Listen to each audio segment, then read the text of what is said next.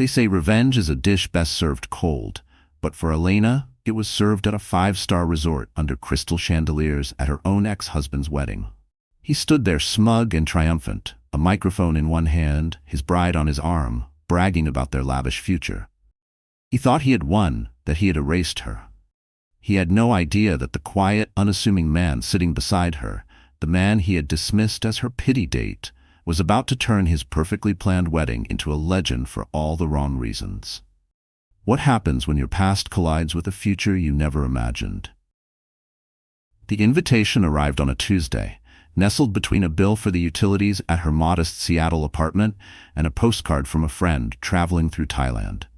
It was thick, creamy cardstock, the kind of paper that felt unapologetically expensive. Embossed in gold calligraphy that swirled with arrogant perfection were the names Andrew Whitman and Sloane Radcliffe. Below them, the date and the location, the Olympic Regent, a place synonymous with old money and extravagant declarations of love. Elena Green let her fingers trace the raised lettering. Andrew Whitman, her ex-husband, the name still felt like a phantom limb, a part of her that was gone, but occasionally ached with the memory of its presence. They had been divorced for 2 years, a messy, soul-crushing affair that had left her feeling like a hollowed-out version of herself. He had initiated it, of course. Their 7-year marriage, which she had thought was a partnership, had in his eyes become a liability. He was a man on the rise, a junior partner at a prestigious downtown law firm, and she, a freelance illustrator who worked from home in leggings and oversized sweatshirts, just didn't fit his narrative anymore. "We've grown apart," he had said, the words sterile and rehearsed. "I'm on a different trajectory." That trajectory turned out to be Sloane Radcliffe, heiress to a luxury real estate empire, a woman whose life was a curated collection of charity galas, equestrian events, and summers in Monaco. She was everything Elena wasn't: polished, pedigreed, and powerfully connected. The news of their relationship had been a gut punch, confirming every insecurity Andrew had so expertly cultivated in her over the years.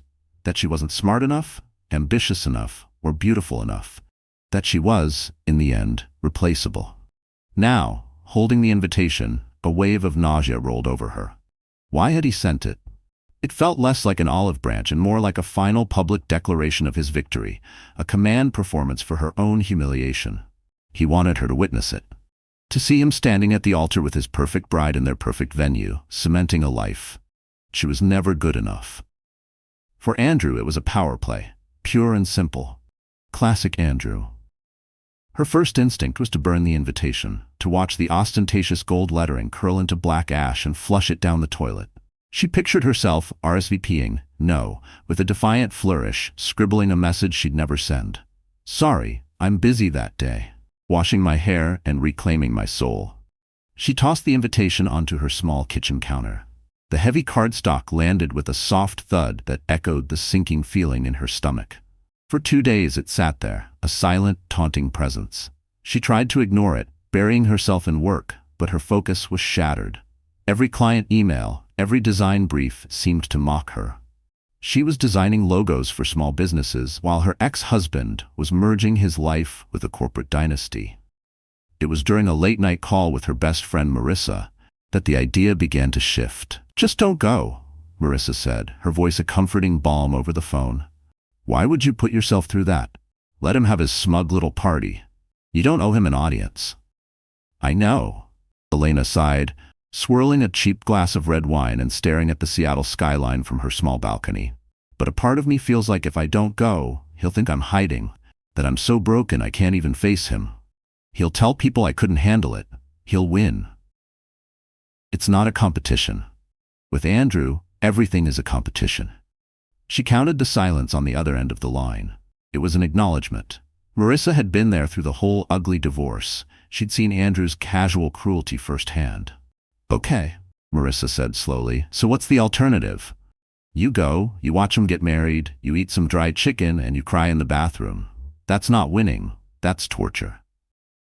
Elena didn't have an answer, but the conversation planted a seed. What if she didn't go alone? What if she didn't go as the sad, abandoned ex-wife? What if she rewrote the role he had assigned her? The thought was terrifying, but also electrifying. It was a spark in the darkness that had enveloped her for 2 years. The next day, she started thinking about who she could ask. Her male friends were all too close to the situation. They hated Andrew with a fiery passion that would be impossible to conceal. A casual date would see right through the charade. She needed someone different. Someone so far removed from her world that he'd be entirely unrateable. That's when she thought of Graham Bishop. Graham was a client, but not a typical one.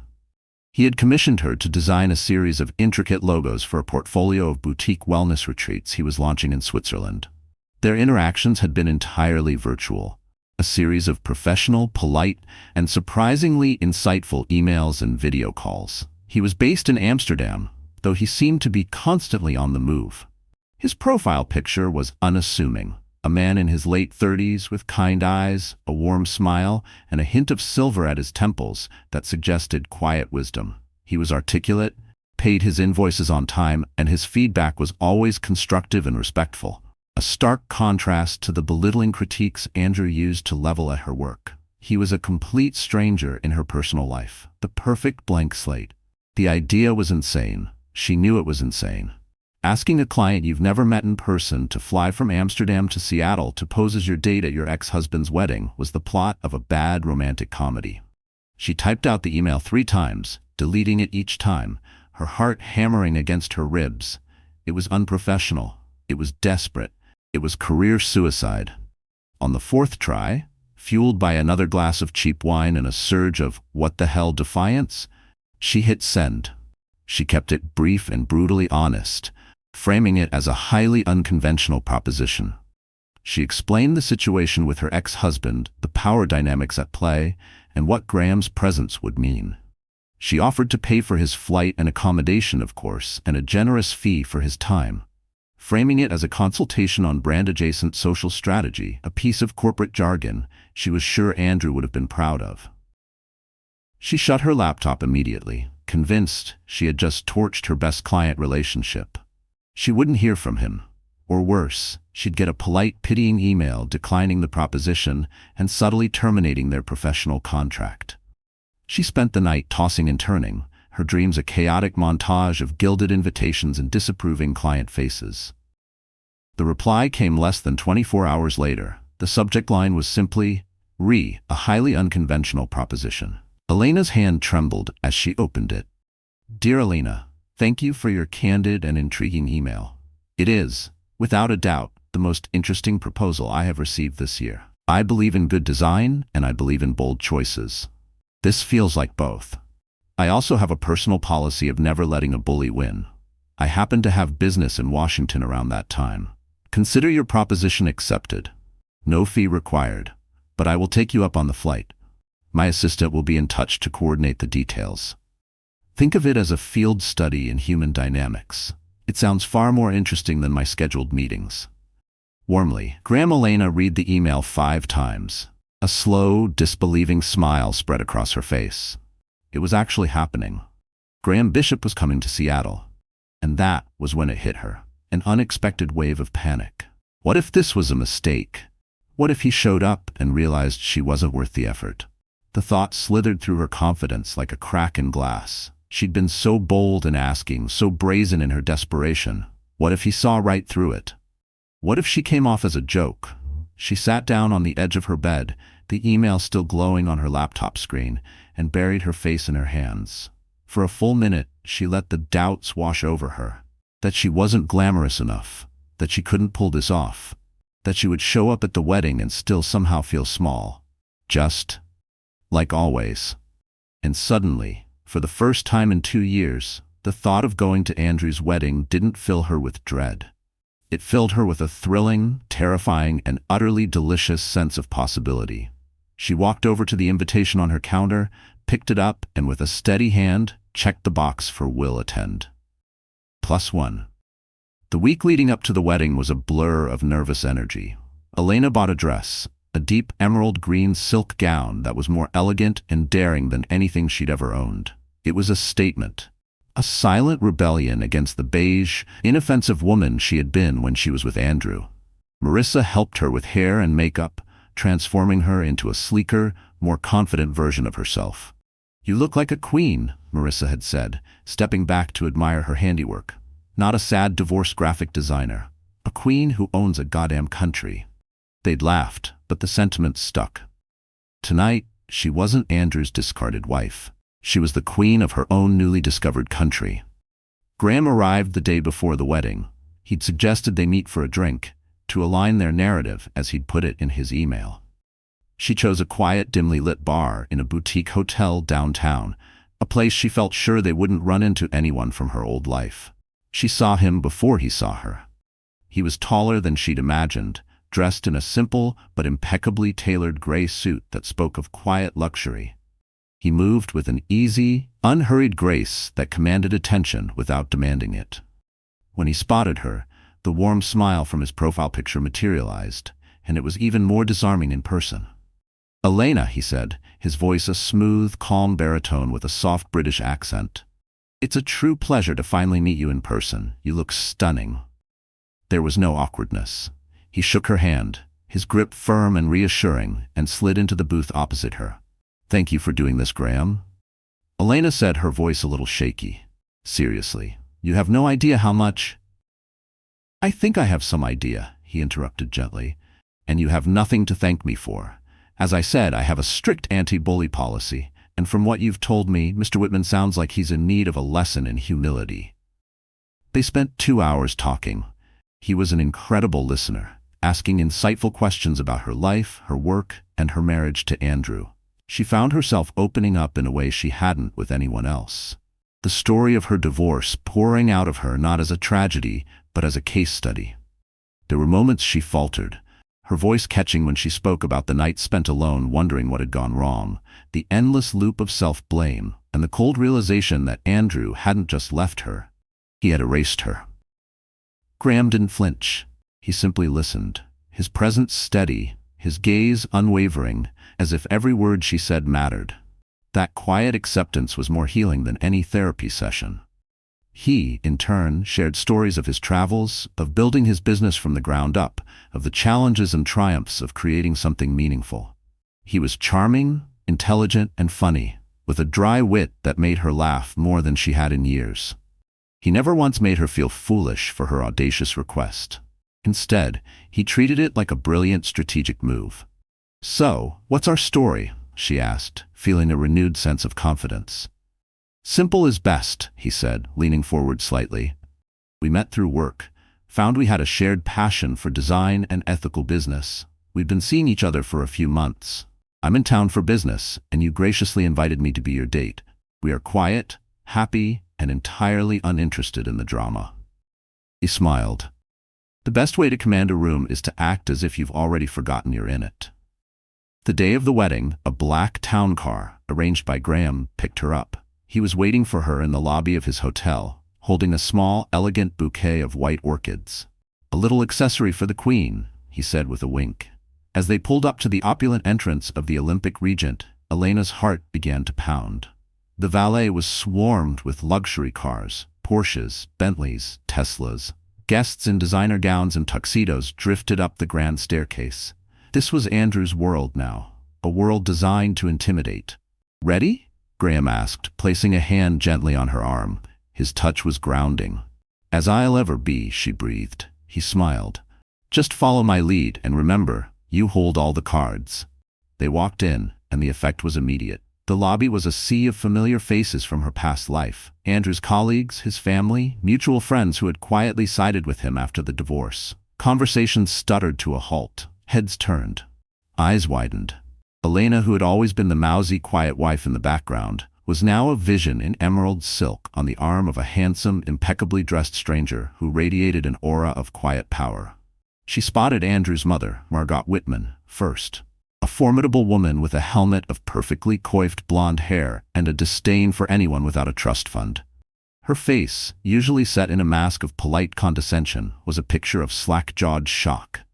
She looked from Elena to Graham and back again, her mind clearly racing to compute this unexpected variable. Then they saw Andrew. He was standing near the entrance to the ballroom, holding court with a group of his groomsmen, a smug, triumphant grin plastered on his face. He was in his element, the king in his castle. When he saw her, His grin faltered for a fraction of a second. His eyes swept over her dress, her hair, and then landed on Graham. She saw the flicker of confusion, then annoyance, then pure, undiluted ego. He couldn't stand that she wasn't there alone and miserable. He strode toward them. His fiancée, Sloane, a vision in white lace trailing in his wake. "Elena," he said, his voice dripping with false sincerity, "I'm so glad you could make it. I wasn't sure you would." The subtext was clear. "I'm surprised you had the nerve." "Andrew," Elena said, her voice cool and steady, a stark contrast to the frantic beating of her heart. "I wouldn't have missed it. Congratulations." Andrew's eyes flickered to Graham, offering a dismissive, appraising look. "And you are?" he asked, not bothering to extend a hand. "Graham Bishop," Graham said, his voice calm and level. He extended a hand, forcing Andrew to take it. "A friend of Elena's. It's a beautiful venue. You have excellent taste." The compliment was delivered so smoothly it was almost impossible to detect the subtle irony, but Andrew felt it. Andrew, who prided himself on his supposed sophistication, was being outclassed, and he knew it. Sloane, sensing the tension, stepped forward with a dazzling, if slightly forced smile. "Elena, hi. It's so brave of you to come. We're just so thrilled to have you here to share our special day." Brave. The word hung in the air, a perfectly aimed velvet-gloved insult. Before Elena could respond, Graham gave her arm a gentle squeeze. "We're the ones who are thrilled," he said, his smile never wavering as he looked directly at Sloane. "Love is always worth celebrating. Isn't that right, darling?" He looked at Elena, his eyes crinkling at the corners. The darling was a master stroke. It was intimate, casual, and utterly convincing. It staked a claim, drawing a line in the sand. Elena wasn't just here with a date, she was here with her darling. But it wasn't just the word that stole the show. As Graham slipped his hand into Elena's, the entire ballroom caught a glint of the massive ring on her finger, an exquisitely cut $5 million diamond set in platinum. A murmur rippled through the guests. Andrew's eyes locked on the ring, his entire posture stiffening. His jaw tightened. He had expected a ghost at the feast, a sad specter of his past life, to serve as a backdrop for his glorious future. Instead, what he saw was a woman glowing with self-assurance, wearing a ring worth more than his entire investment portfolio, standing beside a man whose quiet confidence spoke of wealth and power far beyond Andrew's reach. He had not expected this. He had not expected her to arrive with a man who looked like he could buy and sell the entire hotel without breaking a sweat. A man who looked at her not with pity, but with genuine admiration. The grand entrance was over. They had survived the initial confrontation, but as they walked into the ballroom, a cavernous space dripping with crystals and white roses, Elena knew the night was just beginning.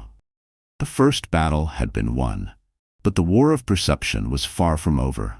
The wedding ceremony was a lavish affair, as ostentatious as Elena had expected.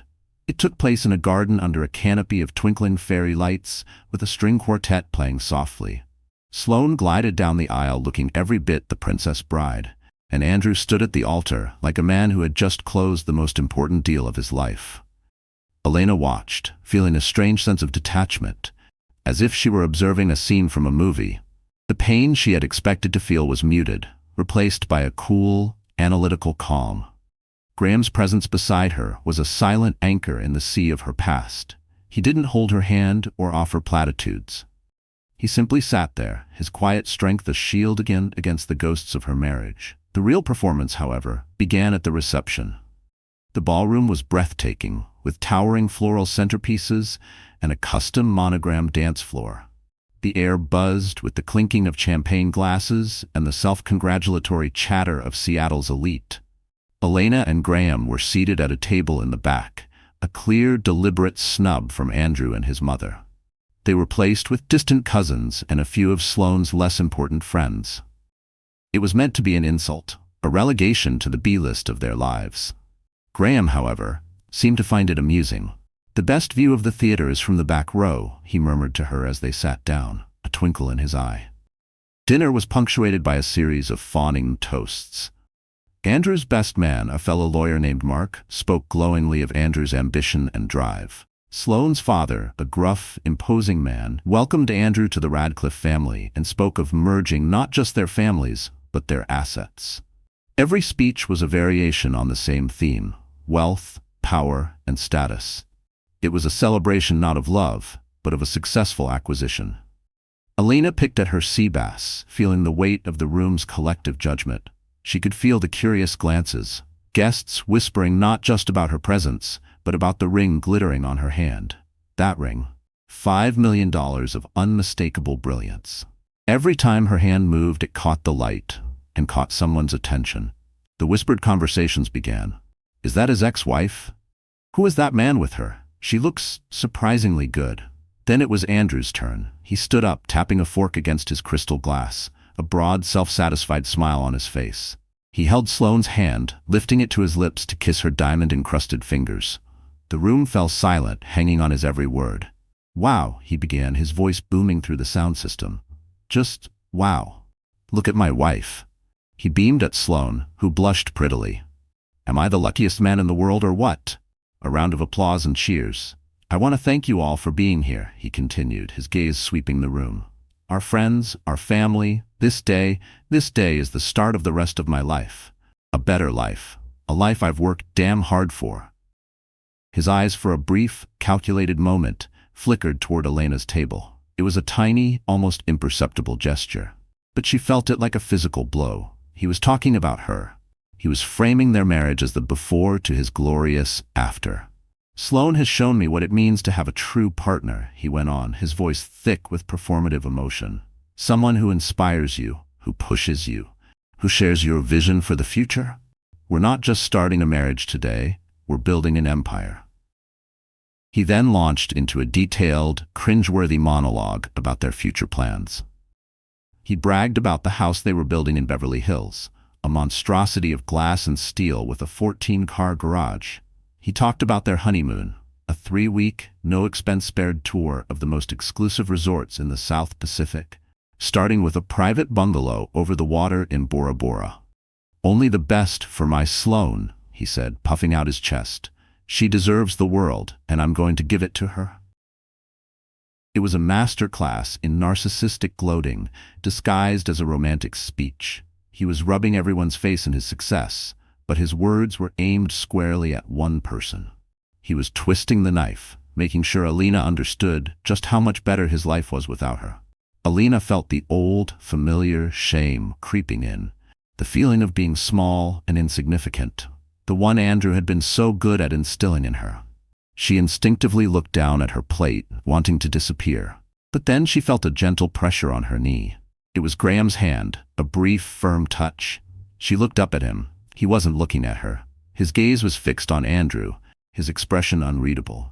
But then, Graham reached for her hand and casually turned it palm up on the white linen tablecloth. The 5 million diamond caught the chandelier light above them, casting a burst of rainbow refractions across the table.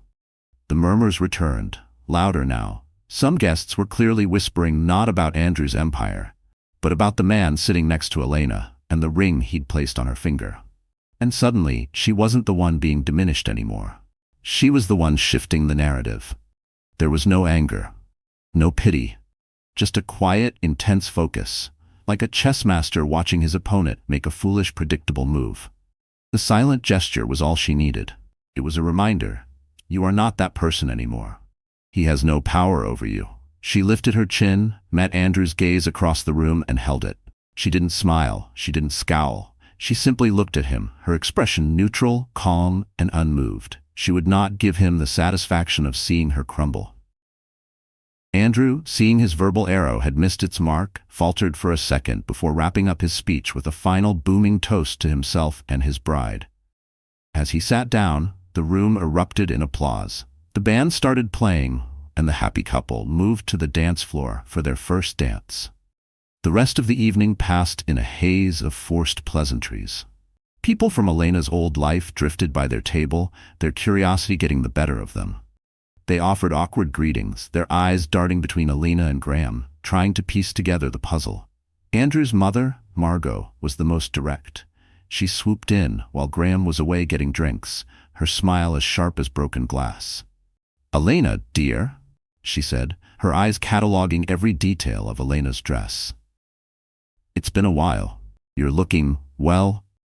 The word was loaded, as if her well-being was a surprising and slightly inconvenient development. "Yes," Elena replied, her voice even. "It's a beautiful wedding." "Isn't it?" Margot beamed. "Andrew and Sloane have such exquisite taste. They're a perfect match. A power couple." She paused, her gaze flicking toward the bar where Graham was waiting. "And who is your friend? Is he in business?" The question was a thinly veiled inquiry into his net worth. "His name is Graham," Elena said simply. "And yes, you could say that." Before Margot could probe further, Graham returned, handing Elena a glass of champagne. He nodded politely. "Mrs. Whitman, I was just admiring the floral arrangements. Spectacular." Margot, momentarily disarmed by his charm and direct address, managed only a tight smile. "Yes, well, Sloane's father has a connection." She was clearly flustered, unable to place him in her carefully constructed social hierarchy. Graham was an anomaly, a variable she couldn't account for, and it unnerved her. She made a hasty retreat, muttering something about needing to speak to the caterer. "She seems lovely," Graham said dryly as he sat down. Elena let out a small laugh, the tension finally breaking. "She's the reason Andrew is the way he is." "Ah, the source code," he nodded, taking a sip of his drink. "That explains a great deal." They watched as Andrew and Sloane worked the room, soaking in the adoration, the picture of perfect happiness. But knowing Andrew as she did, Elena could see the cracks in the facade. She saw the way his eyes kept darting back to their table. The slight, persistent frown that creased his brow whenever he looked at them. He had orchestrated this entire event to be his coronation. And the presence of his supposedly broken ex-wife, now wearing a $5 million ring from a tech billionaire, had turned his victory lap into a public unraveling. Looking radiant and happy with a confident, mysterious man was a discordant note in Andrew's carefully orchestrated symphony of success. The ticking bomb of his ego was primed. And as the night wore on, fueled by expensive champagne and the adulation of the crowd, Elena had a feeling it was only a matter of time before it went off. She just didn't realize that the person holding the detonator wasn't Andrew. It was the quiet, unassuming man sitting right next to her. The explosion came, as they always did with Andrew, when he felt his spotlight was dimming. The cake had been cut, a towering 8-tiered confection that probably cost more than Elena's old car. The band was playing a generic, upbeat pop song, and the dance floor was filled with slightly drunk guests. Andrew, never one to let an opportunity for a monologue pass him by, grabbed the microphone from the band's lead singer. "Hey everyone, can I have your attention for just one more minute?" He slurred slightly, a sheen of sweat on his forehead. Sloane clung to his arm, looking a little weary of her husband's constant need for an audience. "I just want to say from the bottom of my heart," he began, his voice echoing through the ballroom, "that this has been the best day of my life." He paused for effect. "And it's only going to get better tomorrow. My beautiful wife and I," he gestured grandly to Sloane, "are heading off to Bora Bora. Private jet, of course. A little gift from my new father-in-law." He winked at Sloane's father, who beamed with pride. "And we want everyone here to have just as amazing a time on their own honeymoons. Or, just a regular vacation for those of you who are already hitched." He chuckled, and a few of his groomsmen whooped in support. It was a clumsy, arrogant attempt at being magnanimous, but it was really just another way to brag about his own good fortune. Then, he looked with laser-like focus directly at Elena's table. The smile on his face was pure, unadulterated malice. "Even you, Elena," he said. The entire room turned to stare at her. "I hope your friend can take you somewhere nice, maybe a weekend in Santa Barbara. I hear it's lovely this time of year." The insult was breathtaking in its cruelty.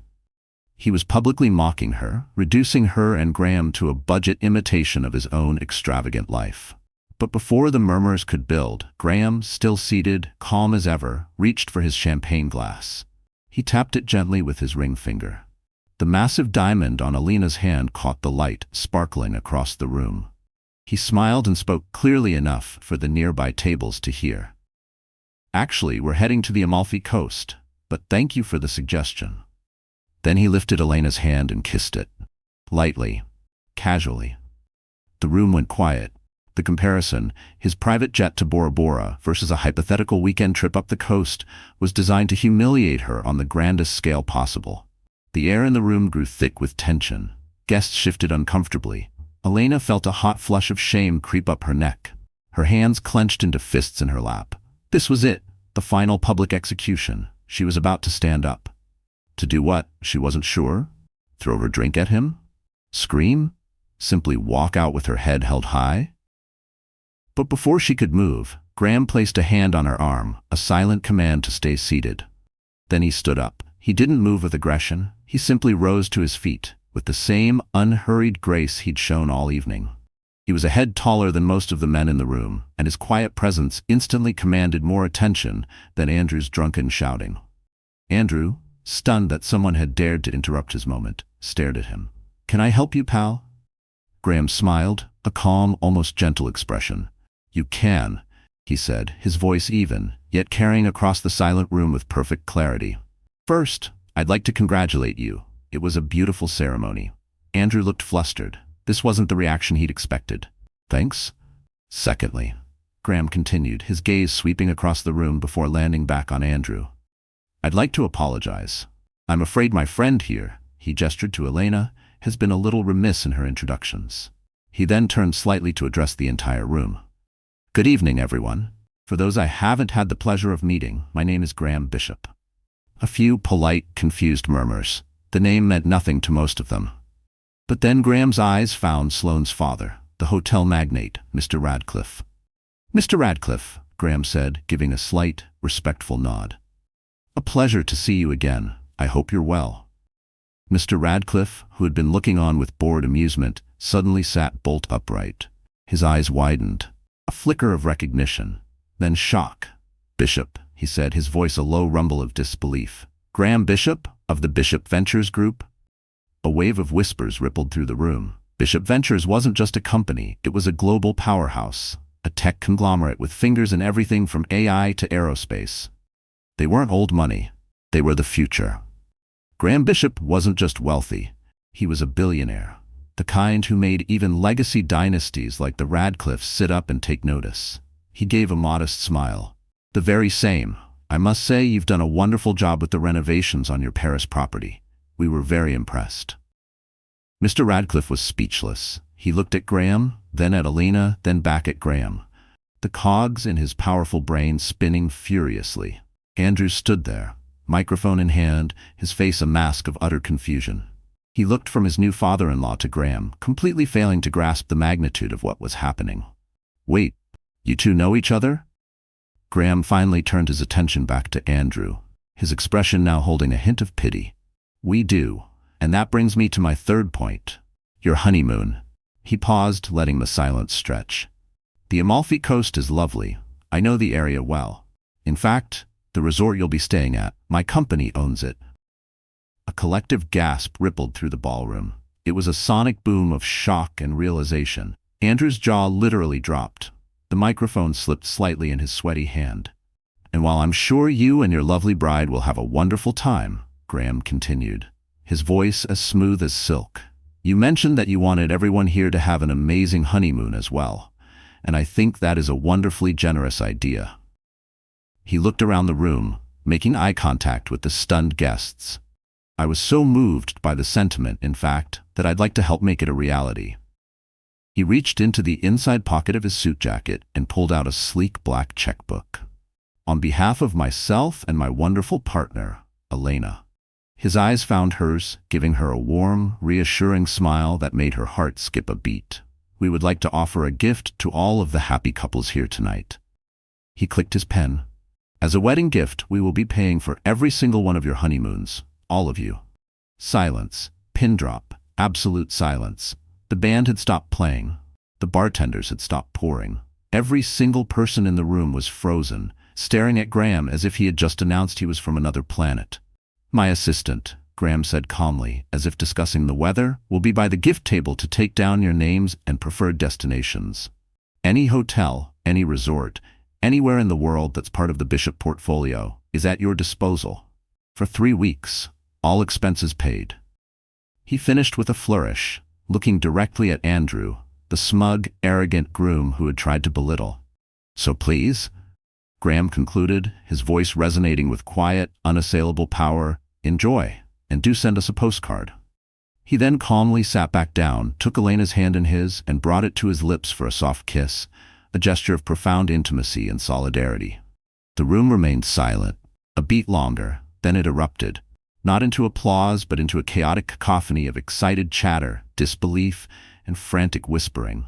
Guests were on their feet, looking at each other, at Andrew, at Graham and Elena. The snubbed B-list table in the back had suddenly become the center of the universe. Andrew stood frozen on the stage, his face pale and slack. The microphone hung limply at his side. He looked like he had been physically struck. His grand gesture, his moment of supreme triumph, had not only been hijacked, it had been utterly and completely annihilated by a man who didn't just match him. He dwarfed him. A gesture so extravagant, so impossibly grand, that it made Andrew's bragging look like child's play. He had tried to mock Elena with a weekend in Santa Barbara, and her pity date had just offered the entire room a 3-week escape to paradise, courtesy of a tech empire he personally built. The bomb had gone off, and the fallout was going to be spectacular. The silence that followed Graham's words wasn't empty. It was a physical entity, a vacuum that sucked all the air and giddy energy out of the ballroom. For 3 full seconds, 500 people were united in a single shared state of suspended disbelief. Elena saw it on their faces, the frozen smiles of the bridesmaids, the bartenders holding bottles mid-pour, the bewildered expression on the bandleader's face. Sloane's hand was still linked in Andrew's arm, but her perfectly painted smile had become a brittle, fragile mask, her eyes wide with dawning panic. Then the vacuum collapsed and chaos rushed in. It wasn't a slow build, it was an explosion. A roar of excited, incredulous chatter erupted, a tidal wave of sound crashing through the room. The carefully curated atmosphere of opulent decorum evaporated, replaced by the frenetic energy of a stock market trading floor. People were on their feet, turning to their neighbors, their faces alight with greedy, golden possibility. Did he say any resort? A woman shrieked near their table, grabbing her husband's arm. "Henry, we're going to the Seychelles." "Forget the Seychelles. I'm thinking the Swiss Alps," he shot back, his eyes gleaming. The B-list table, once an island of social exile, was now the epicenter of the earthquake. A crowd began to form, a magnetic pull drawing guests from every corner of the ballroom. Elena watched, dazed, as Andrew's own colleagues, men who had clapped him on the back moments earlier, now pushed past each other for a better view of Graham. Their expressions were a mixture of awe and envy. From the corner of her eye, she saw a woman in a severe black dress materialize at the gift table.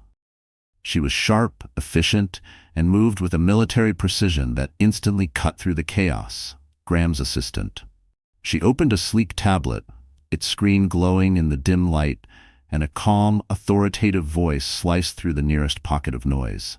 "If you could please form an orderly queue, I will be happy to take down your details. Please have your preferred destination and travel dates in mind." This woman, this sudden appearance of sheer competence, made Graham's promise breathtakingly real. This wasn't a drunken, grandstanding gesture. It was a logistical operation, already in motion. Across the room, Elena saw Mr. Radcliffe, the patriarch, moving with purpose. He ignored his daughter, who was now frantically whispering at a stone-faced Andrew. He ignored his wife, who was fanning herself dramatically. He strode through the parting crowd like a shark, his eyes fixed on one target. He stopped before their table, the remaining guests falling silent in his wake. "Bishop," he said. The single word, a command for attention. His voice was a low growl of respect and calculation. That was a hell of a play. Graham inclined his head.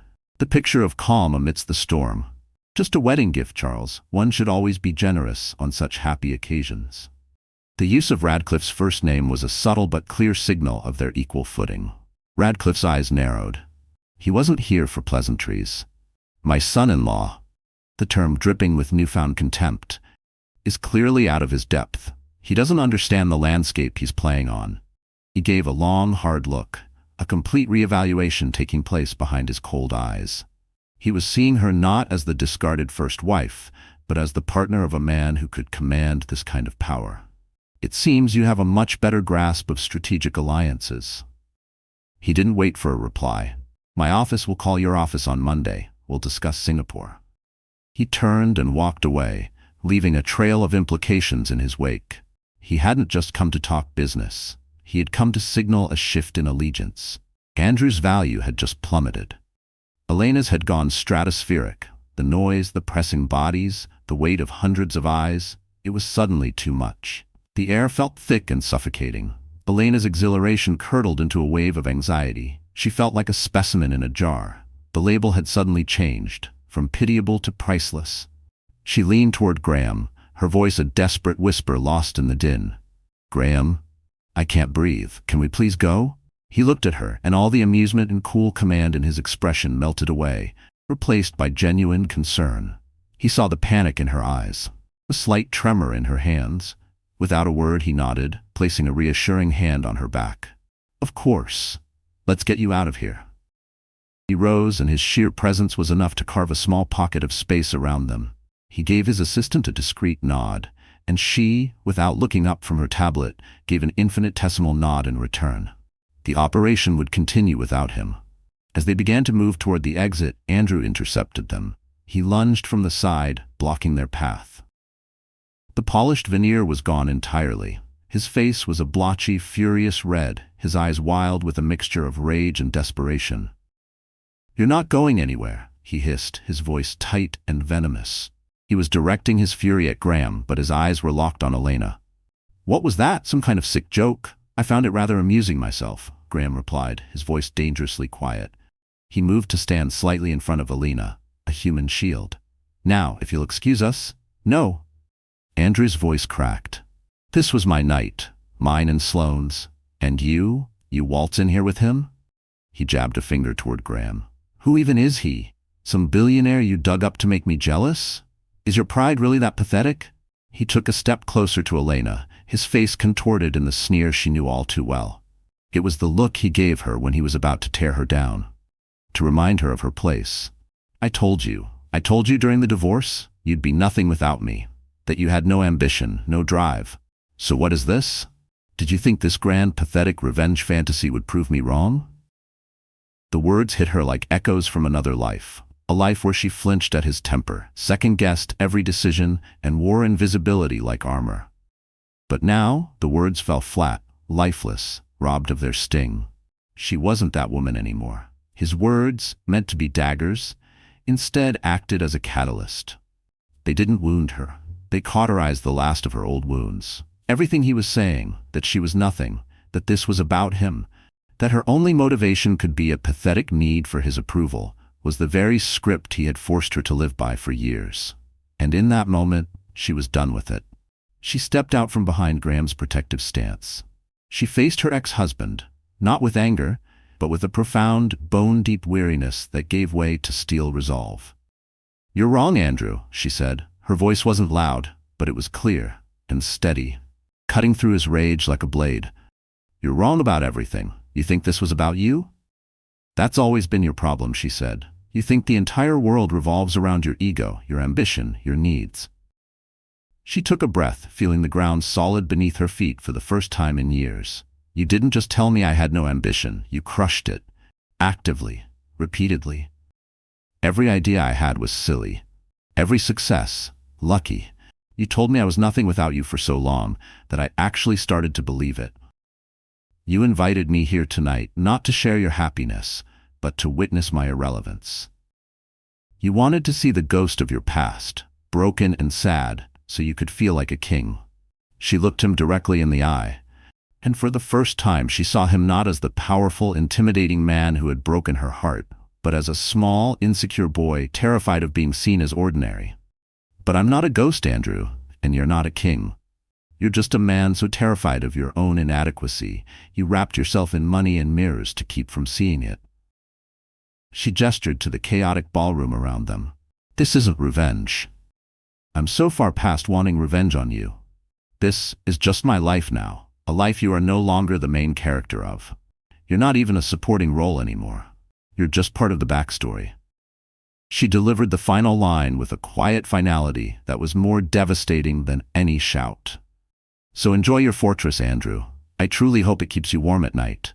Without another glance, she turned her back on his stunned, ashen face. She took Graham's arm, a silent affirmation of their partnership, and together, they walked They moved through the grand ballroom, the sea of gawking, whispering guests parting for them as if by magic.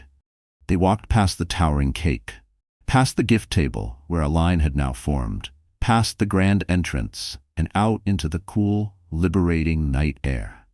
The valet, his eyes wide with newfound reverence, practically tripped over himself to bring the town car around. As they slid into the quiet, leather-centered interior, the heavy door thudded shut, sealing off the noise and drama of the world they had just left behind.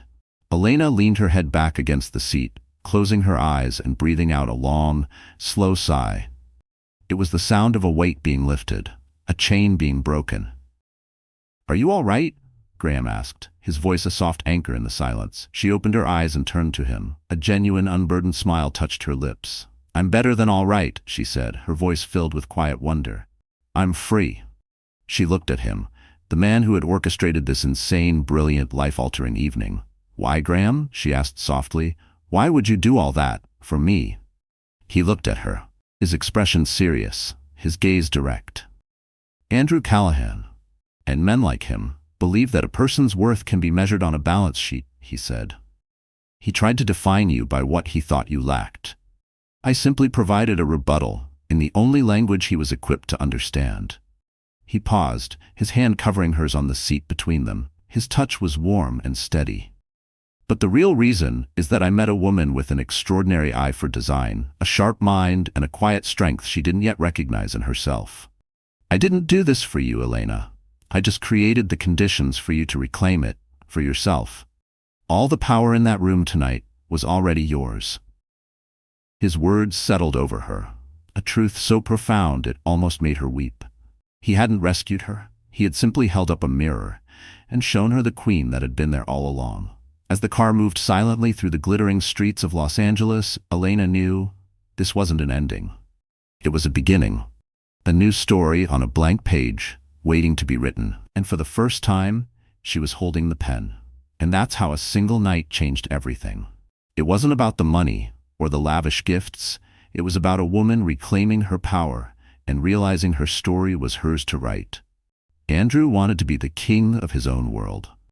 But he forgot that the most powerful people are the ones who don't need a crown to know their worth.